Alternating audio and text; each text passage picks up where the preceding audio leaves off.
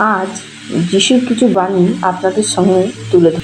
যিশু বলেছেন, ঈশ্বরকে ভালোবাসবে, ঈশ্বরকে বিশ্বাস করবে, তার কাছে নিজেকে সমর্পণ করবে, সহজ সরল ভাষায় ভগবান পুজো করবে। যেভাবে তুমি মা বাবা ভাই বোনের সঙ্গে কথা বলো, ঈশ্বরের সঙ্গে সেইভাবেই কথা বলো। তোমাদের শত্রুকেও ভালোবাসো, কাউকে ঘৃণা করো না, তবে তোমরা ঈশ্বরের প্রকৃতির সন্তান হবে।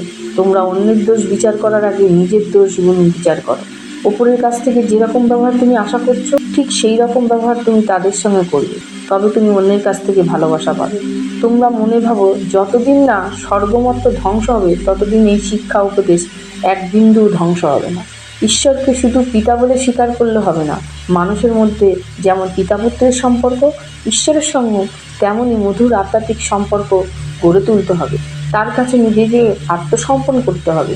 মানুষ যখন শ্রদ্ধা, বিশ্বাস আর ভালোবাসায় ঈশ্বরকে বাঁধতে পারবে, তখন এই পৃথিবীতে স্বর্গরাজ্য সৃষ্টি হবে।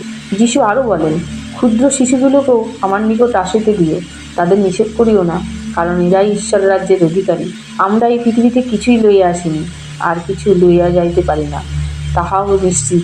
সুতরাং আমরা যেন অন্য বস্ত্রেই সুখে থাকি। যিশু আরও বলেন, যে সকল বস্তুতে রাজার অধিকার, তা রাজাকে সম্প্রদান করো, আর যে সকল বস্তুতে ঈশ্বরের অধিকার, তা ঈশ্বরকে সম্পর্ক করো। আর মানুষকে সব কিছুকে ক্ষমা করে দাও।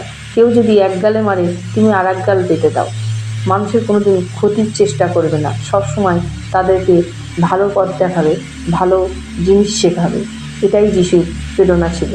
এই জন্য এই বাণী থেকে আমরা নিজেদের নতুন করে জানতে শিখি ও বুঝতে শিখি আগামী দিনের পথ চলবে কী করে। ভিডিওটি ভালো লাগলে একটি লাইক করে দেবেন।